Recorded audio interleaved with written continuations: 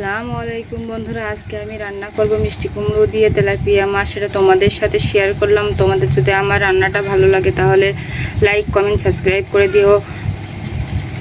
দিয়ে মাছটা ভেজে নেব, উল্টো কিন্তু ভেজে নেব।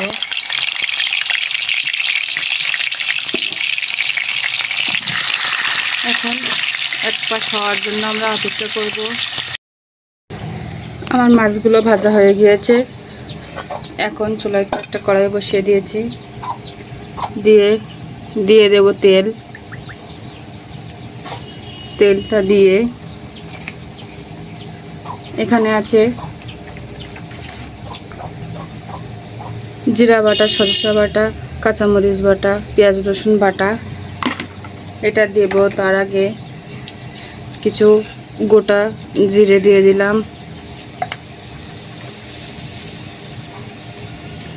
জিরেটা ভাজা ভাজা হয়ে যায়,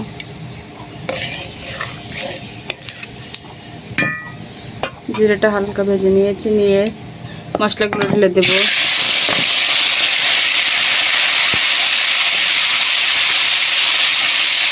দিয়ে অল্প একটু পানি দিয়ে দেবো।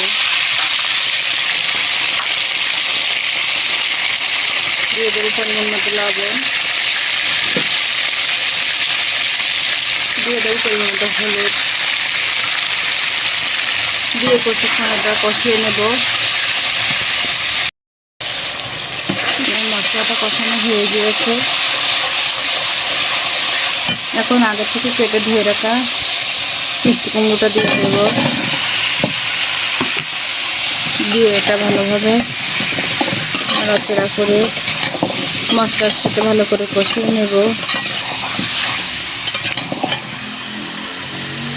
এটা কষানোর জন্য দিয়ে দেবো অল্প একটু পানি। দিয়ে এটা কষিয়ে নিয়ে ফিরে আসছি।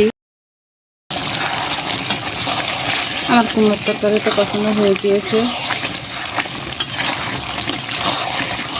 এখন দিয়ে দেবো ঝোল, একটু পানি দিয়ে দেবো ঝোলের জন্য।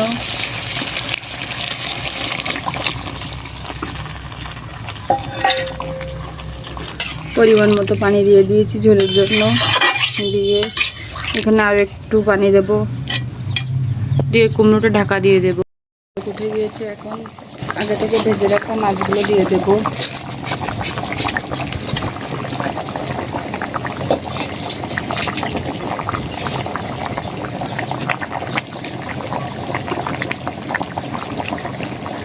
দিয়ে এটা আর একটু জাল করে নেব।